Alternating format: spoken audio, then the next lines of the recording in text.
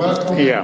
I welcome you all to the second party conference, the second Yoruba Party in the UK, working UK conference. What I'm going to be talking about today is about fairness and justice for immigrants, and that is also going to be what we are going to be campaigning on for the 2026 local government elections. The immigration debate in the UK is one-sided. It is not really a debate because the opposition is muted. There is no counter-narrative, no counter-argument. The immigrant community is not engaged. It is now apparent that only an immigrant-based political party could properly articulate the immigration case. The Irish, Scots, and Welsh long ago realized this, so they set up their own ethnic-based political parties. The Yoruba Party in the UK, YP UK, was launched in February 2024 to provide political voice for the UK Yoruba community and to articulate their concerns. We are a party of immigrants, and this is our considered contribution to the immigration debate. The YP UK starting point is this: immigration is a necessity for modern nations. The UK officially imports immigrants to do jobs Britons do not want to do or cannot do. Immigrants also come without government invitation to do this work, the work that Britons do not want to do or cannot do. In a hidden, untaxed economy worth 11% of the GDP, it makes economic sense, therefore, for the UK to develop a coherent immigration policy. But this is not possible at this time because a shifting bed of falsehood is at the core of government thinking. So what are these false narratives? About 30,000 immigrants came by boat to the UK last year, a number not enough to fill the Wembley Stadium in London. Yet the Conservatives, Labour, and Reform parties say this small number of people pose existential threat to 69 million people. The Conservative, Labour, and Reform parties tell Britons that their country is being invaded by hordes of immigrants, that immigrants are a much larger share of the population than they actually are. They tell the public that immigrants are so many as to threaten national identity and indigenous tradition. More crucially, they tell the public that immigrants are getting money from the government that they ought not to be getting. The Conservative, Labour, and Reform parties say that money going to immigrants starved public services like the NHS of money. This is simply not true. And what is our counter narrative? In their false narratives, the Conservative, Labour, and Reform parties conceal from the public the fact that net spent by the UK government on immigration is almost zero. Last year, the government spent £4.7 billion on asylum support, largely driven by hotel costs. And the government spent £500 million on immigration enforcement. In that same period, the government collected for immigrants over £4.1 billion in various fees and charges. This includes citizenship application forms, immigration health surcharge, immigration skills charge, and so on and so forth, and visas. An immigrant wanting to become a UK citizen would spend about £30,000 in cumulative fees. In addition to this direct source of income to the UK government, immigrants also contributed some 3.3 billion in taxes, and in costs to access public services. In other words, money out equals money in. Politicians know that they will lose anti-immigrant immigration support if the public knew that immigration costs less than they are being told. What are the effects of the false narratives? Unfortunately, the false narratives come at a cost. The vituperative anti-immigration rhetoric of conservative Labour and Reform politicians has had two negative effects on the public, namely fear and hatred. We know it is fear by the expression of discomfort and increase in hate speech. We know it is about fear by the rise in crimes against immigrants. We know it is about fear by the increase in support for anti-immigrant policies. We know it is fear by media and politicians linking immigrants to crimes and to all manner of society's problems. We know it is fear by the focus on perceived negative impacts. Hatred of immigrants also is a creature of the politicians. It is manufactured hatred. Most ordinary Britons who have had direct contact with immigrants have a much more positive view of immigrants, particularly when it came to work ethic. Conservative Labour and Reform politicians use immigration as a tool to conceal the inadequacies of their political parties. They use immigration purely to achieve electoral advantage. The negative attitude toward and treatment of immigrants make Britain the loser, unable to exploit the emotional attachment that peoples of the ex-colonies still have for Britain. This is what we call the Windrush factor. Britain ought to be exploiting this emotional connection in economic partnerships in diverse projects in ex-colonies. This will have had the effect of improving the economic doldrums in which Britain finds itself for the last 5 or so decades. It is astonishingly inept of Britain that it heads 56 nations of the Commonwealth with a combined population of 2.7 billion people, and yet Britain is not at the top of the wealth tree. Britain sits outside the political tent that it created, complaining and gesticulating, whilst China is doing in Africa what Britain, with its colonial advantage, ought to be doing, that is, build, build, build. History tells us that a poor Africa means a poor Britain. Who are the beneficiaries of the false narratives? It is certainly not the public. Politicians are beneficiaries because immigrants are the perfect foil to distract from economic incompetence and to distract from politicians generally not knowing what to do to halt the rising cost of living. The British press are beneficiaries because negative stories about immigrants sells newspapers. Social media platforms are also beneficiaries because abusing immigrants enhance the traffic to the likes of Facebook and Twitter and so on. Racists benefit because hatred makes them feel good.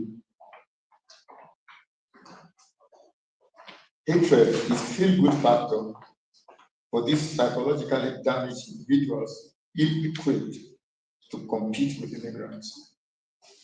Government benefits from hatred of immigrants because fear of immigrants enables the government to curtail civil liberties for everyone.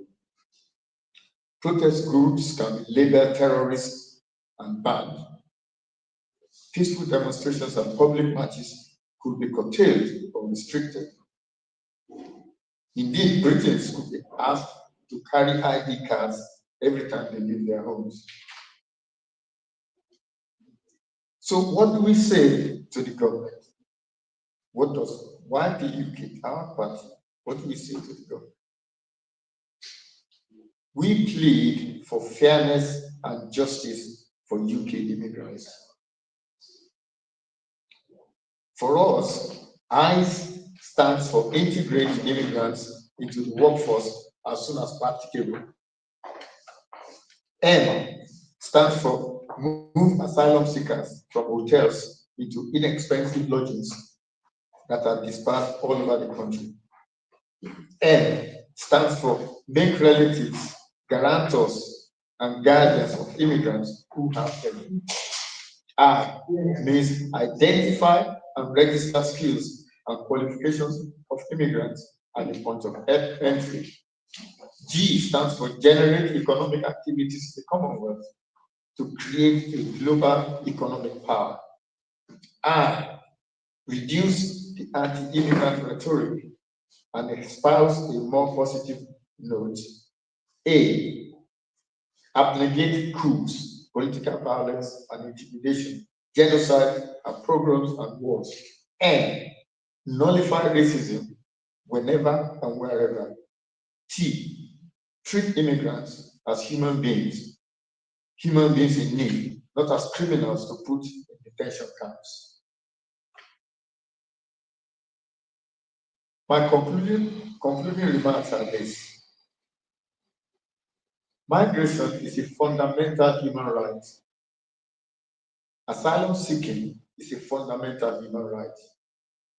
Human beings have always migrated. Human beings have always sought asylum.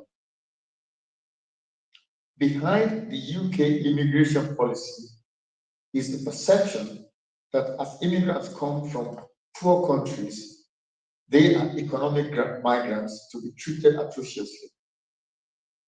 The fact is, immigrants to the UK come mainly from UK's ex-colonies, ironically impoverished by the UK itself. The YPUK will remind Britons that Nigeria was not always a poor country. In 1900, the total value of trade between Britain and Nigeria was £3.5 million, more than 50 billion in today's money. By 1913, the value of trade had more than trebled. By 1918, it had reached £17 million, more than 250 billion in today's money. Trade with America in 1917 was 1.8 billion, which is the equivalent of 2.7 billion in today's money. Nigeria's trade with the British Empire was more than 60% of the total value in 1913 and had reached more than 80% of the total by 1917. In other words, the value of British trade with Nigeria in those days was second to none. Nigeria contributed £6 million to Britain's effort to pay off the Imperial War debt. The interest and sinking fund on this money reached £13 million. That is about 195 billion in today's money. Spread over 36 years, this means that Nigerians were still secretly paying for World War I on behalf of the UK, perhaps beyond 1950s. Now you know. Thank you. Thank you.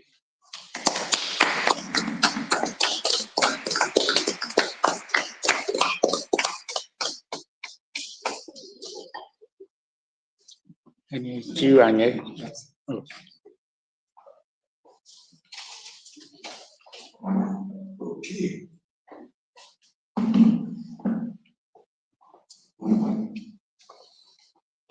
So thank you for that, Dr.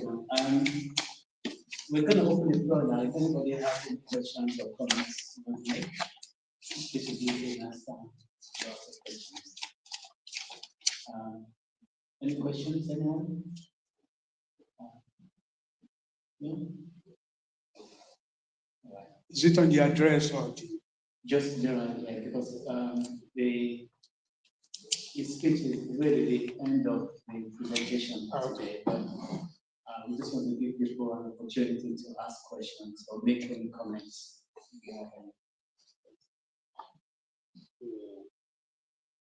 Is that going to be a question? Yeah, but it's just a comment about where we discussed about filing an application for Yoruba land and making a claim that we have truly we have legal standing, yes, but is it just one group? Because if there are other groups elsewhere, I don't know how those who are receiving it and the other nation, how they are going to view it. If they get one application from one group, and then that group has claimed that it's representing Yoruba, and the governors in Nigeria, what will be their position, or the elected representatives in the houses of maybe House of Rep and Senate in Nigeria? How are they going to receive that? You know how they're going to receive that. That's just one body, or we're just one out of many. In fact, we are talking now about the United Nations. Yes. That is the difference between the YPUK and state governors in Nigeria is this: that if a UK court decides that the YPUK has legal standing to represent the Yoruba people, then we have a political right to make applications to anywhere on behalf of Yoruba land.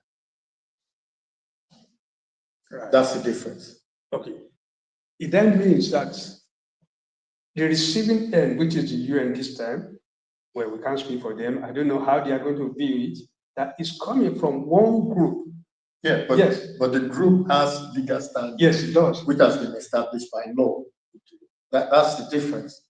Once the YPUK has been accepted by or determined by law to represent the Yoruba people, that's it. That means we are acting, whatever we do, we are acting on behalf of Yoruba land.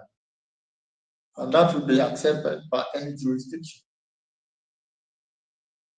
So our first task is that we establish by law that the Yoruba Party in the UK represents the Yoruba land. And that will become obvious by the adjudication of the case that we have in court now. That if the court decides to adjudicate the case, then automatically it means that the court accepts that we are the heirs to the Yoruba legacy. We are the inheritors of Yoruba. Because what we have is different from, say, the governors and so on and so forth. Because we are saying we are the inheritors of the Yoruba legacy. We are descendants of Yoruba people. So we are inheritors of the Yoruba legacy. And if the court accepts that, then we are entitled to represent Yoruba land anywhere. Okay.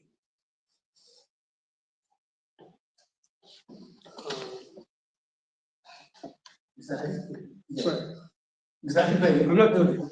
Are you done? No, not yet. Please. Okay. Well, okay. Now, maybe this may be the time may not be right to ask this question because, well, the party has been mandated to go ahead with that. But what is written here, especially about the Rule 59 of the Provisional Rulings of Procedure of UNSC. Now, what confused me there, what I'm not clear about, is okay. It's like the General Assembly, when they get it, they will form a committee and then present it through the Secretary General to the Security Council. Then a Security Council committee representatives within the General Assembly will now be mandated to deliberate on that matter. Now, but if that means, yeah, there's one clause here where you say, where it's written, unless Security Council decides otherwise. Now, it means the Security Council can decide otherwise. They've always done. Right. In which case, what about the question of veto? Yeah, that's the veto. Right. Can one of the members of the Security Council say, well, you have no business to get it? Yeah. Is it going to? They've done it. They've done it for Sahrawi in Morocco, who a lot of members of the UN consider to be a state. Sahrawi. Right. That's the northwestern Sahara Republic. And what happened in that case is that France has vetoed it. Right. So it can't go forward. We can't go forward. No. Then we stand a chance of not being able to go forward because if there are 5 of them, and one of them said no, we have no. Okay. Then yeah, but my own attitude to this and to life is that if you don't ask, you don't get. Yes, but you have to. You don't know whether there's going to be a veto. Okay. And one of the things that you do is that you prepare your case properly. If you remember what I said, one of the things we have to prove is that Yoruba land was an independent sovereign state before it became a colony of Britain. We have to show that. Right. In fact, that is why the Yoruba land actually stands more chance in the UN than almost everybody else, because we have a treaty with Britain, the 1888 Britain-Yoruba Land Treaty, that specifically identifies Yoruba land as an independent sovereign state. There's no other, if you like, applicant for self-determination that has that kind of legal backing. That is, we have an internationally accepted a treaty under international law that says that Yoruba land was an independent sovereign state. Yeah. The Yoruba people did not consent to be part of Nigeria. And therefore, they are entitled to say, we were an independent state, we want to go back to the way we were. Yeah, I think, yes, that will, when we get to that stage, there will be allowed to present our case. But if in the first instance, the UN or US Security Council must be unanimous in allowing it to come to the table, where they don't, for whatever reason, which very suspiciously, one of them will say no, because we can only see that one is always going in the opposite direction and the others are going. Yeah, but what I'm saying is that you don't bind, you don't shackle yourself before you make an application. Okay. I mean, you make an application because you believe in what you are doing. There's no point in making an application if you don't believe that it's going to succeed. Okay. So you make your application, you make it comprehensive. It's not just a one-line letter, please recognize us. You do the sort of things we've been talking about. You explain why Yoruba land was an independent sovereign state. You explain that the 1888 treaty with Britain is inviolable, that you couldn't violate that treaty. And that is very important because you can prove from international law that the treaty that Britain signed with Yoruba land in 1880, on the 23rd of July 1888, is inviolable. You couldn't violate it because international law says you can't. And it is on that basis that we are going to the UN. We are saying this is what the law, international law says, that Yoruba land is an independent sovereign state. There's no part of Nigeria, in fact, that has the same status as Yoruba land. There's no other treaty in Nigeria, as far as I know, doing my research. There's no other treaty in Nigeria that has the same legal force as the treaty that they had with the Yoruba. Nowhere else. Because don't forget, the treaty with the Yoruba was ratified. It isn't just that they signed the treaty. It took them 2 years. It took Britain 2 years to consider the treaty before they ratified it on the 16th of June, 1890. So the treaty was signed on the 23rd of July, 1888, and it was ratified on the 16th of June, 1890.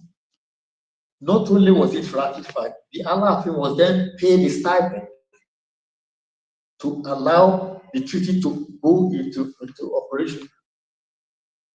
There's no other treaty that I'm aware of in Nigeria, probably even in West Africa, that is as clear-cut as the treaty that is signed with the Yoruba people. So I'm not afraid at all. We have to present our case properly. That's if we are allowed to prepare a case. No. The big five they will all have to agree for it to proceed. Let's see what they say. When we submit our application, we see what they say. Okay. Yeah, I'm just saying, because I mean this is about disintegration of Nigeria, whether we like it or not. And not all of the five we agree that Nigeria should go. No, we are not. This is not about. Wait a minute. This is not about disintegration of Nigeria. This is about Yoruba land leaving Nigeria. The other parts of Nigeria can remain. They're not stopping them from remaining. Yeah, but we are seeing it from our own point of view that we want to leave. Yeah. But the big five, the picture they are saying is that Nigeria, once we allow that to happen, then where's Nigeria? What is the evidence that you have that they care about Nigeria remaining as one? The evidence, good. Now, the evidence, wait. The evidence I have, it's not an evidence as such, but I just imagine that, okay, now, say for example, China has been dealing with Nigeria as a whole. That is one. Now, if Nigeria goes into pieces, we have 5 countries, then it will have to be dealing with 5 separate countries. But how do you know that China doesn't love that? You have no idea. China may actually prefer to be dealing with 5 different countries rather than one. That is China. Yeah. Now, other 4, they may not prefer. One of them may not prefer it. What I mean, just hang on a minute. What does the French, what do they do in Nigeria that they want Nigeria to remain as one? Nothing. United States, what do they do? The trade that the US makes with Nigeria per year is what, 30 billion? China makes twice as that. Within the next 5 years, the way it is going, Europe and the United States will have almost nothing in Nigeria because they are not doing anything. That is one of the conundrums, that you have these people, the British and the Americans, that have had access to make things happen in Nigeria. How many factories did they build? Nothing. They've been tapping oil from Nigeria. How many refineries did they build? Nothing. They were mining coal from Enugu. How many mines did they put? Nothing. You are talking as if these people actually have anything in Nigeria. They have nothing. No, all they want is to have power. To say we have power over Nigeria. They're not doing anything for Nigeria. They don't want to do anything for Nigeria, but they have access to anything in Nigeria as of now. Yeah, but if Nigeria is now 5, then they will have to negotiate simply with each country, which is going to be a big problem for them. No, not a problem. That's not the problem. I'm listening to the question and the way you are answering the gentleman. Now, I think somebody like Awolowo should have known all these things we're talking about. This 1888 or 18 something. Now, don't you think the amalgamation of Nigeria supersedes this? No. It doesn't? No. This is the international law principle of succession of states. Okay, it's actually international law. The fact that Nigeria is a succession state of Britain does not affect the treaty between Britain and Yoruba land. Yeah, you've been saying this. Yeah. So it is that treaty that is important. The existence of Nigeria is neither here nor there because the Yorubas did not agree. They didn't consent to be part of Nigeria. So where about did they bring about this Adeyemi, or what's the name of this Oba that concedes? Oh, that Alaafin, yes. Because they said it was part of the agreement. No, he signed the agreement. He signed the agreement on behalf of the Yoruba people. Something you don't know about. Yeah, he signed the agreement. Why? I mean, you have to read the treaty to see what they actually signed. He was the titular head of Yoruba land. That's it. And you see, one of the problems is that we are trying to use the thinking of 2025. We're applying it to the thinking of 1888. They're completely different. The vision in 1888 is different from the vision now. The vision that they had in 1888 was to have a free trade with the Yoruba land forever. Okay. And actually part of the treaty, the contract of the treaty, was they were going to use trade to develop Yoruba land. It's there in the treaty. That treaty is so specific that you have to read it to really understand how it is so much in our favor to pursue it. Now, the question that is sleeping quietly, that Awolowo and Co didn't know about it. So what? They didn't know about it. Most people who talk about amalgamation today, amalgamation was not law, it was a proclamation. Okay. Proclamation. Yes, the actual law was passed on the 22nd of November 1913. This was King George V at his residence in Windsor, was when he decided that there was going to be a colony of Nigeria. It wasn't a parliamentary thing, it was the king sitting down with 3 other members of the House of Lords. They decided to create Nigeria. But most people focus on the 1st of January 1914. That's not the law. That was just a proclamation. The law was the one that was set on the 22nd of November 1913. There are so many things that we read about until you actually read treaties or you read the order in council. You really don't know the specifics. I mean, as I was saying, most people don't know that Queen Victoria actually passed a law that all treaties that were signed in her name was binding. How many Nigerian lawyers know what I just said? And yet everybody talks about amalgamation. You have to read original documents. A lot of us read summaries. But when you actually read documents, you'll be very surprised at the sort of things that you actually find out. I think I'm going to get this from you. I'm going to check it out. And I'm going to. The treaty? This 1913 and 1888 you are talking about. I have to go. Give me it's on our website. If you look at our website, everything's on the website. Everything's on the website. So what? On website? Website. Why? Okay. I just want to quickly flavor part of the overhand question that we win tomorrow and then what next? Was that the question? How do we make progress after our money? What do we do with the jackpot?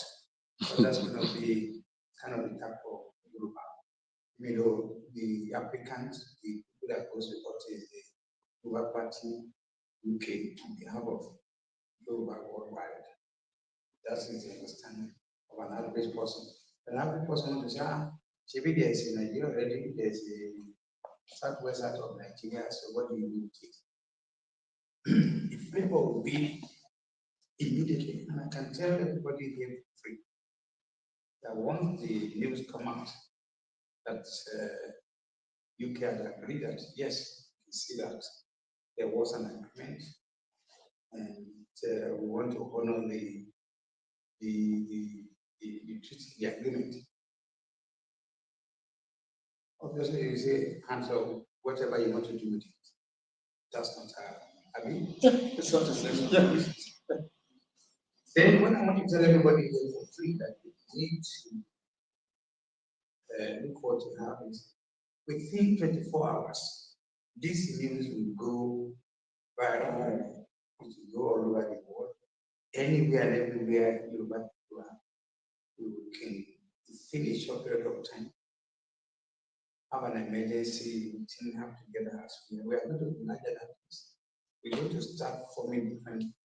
He, as the leader of the party, will put in motion different kind of committee, different kind of, and I can tell you that a large number of highly erudite, highly educated Yoruba people.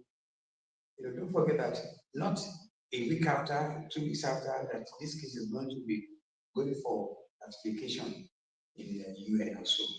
They may not immediately say we are member of the UN. So what is going to happen is the committee, people who do not want to openly say we are Yoruba, we want to go, they will now have the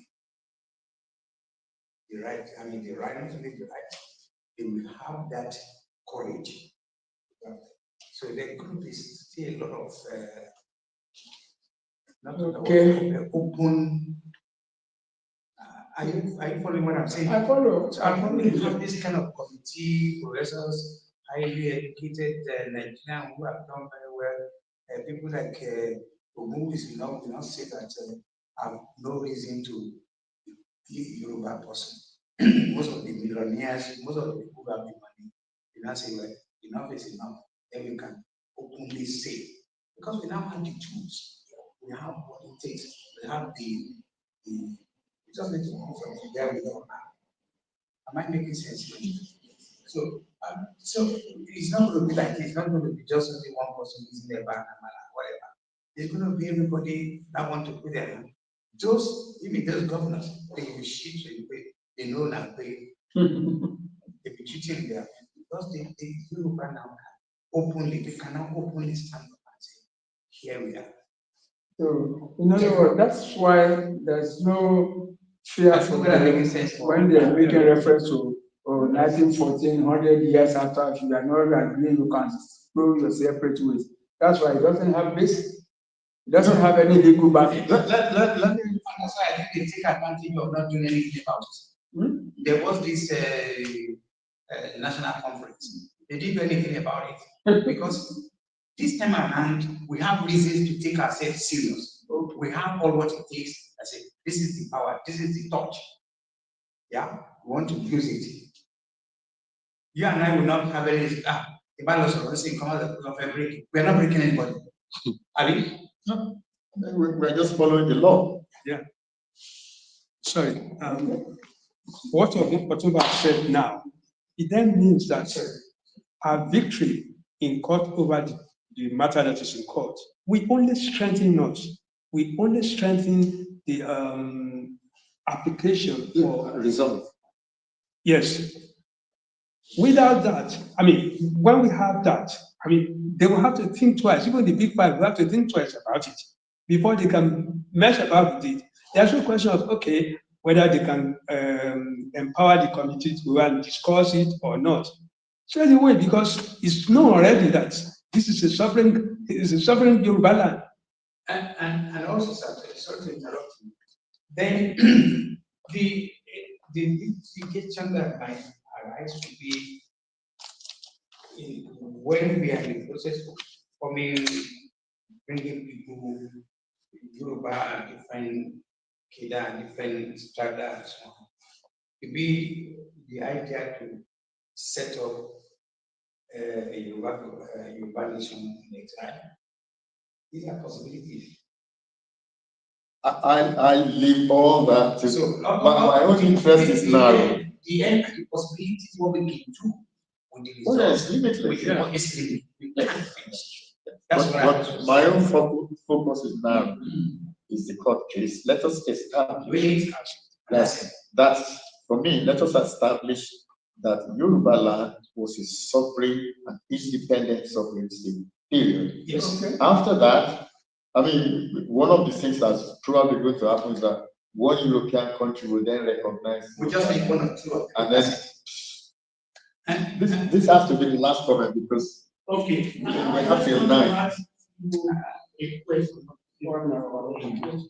You talked about legal standing, that this organization has got a legal standing. What type of legal standing do you have?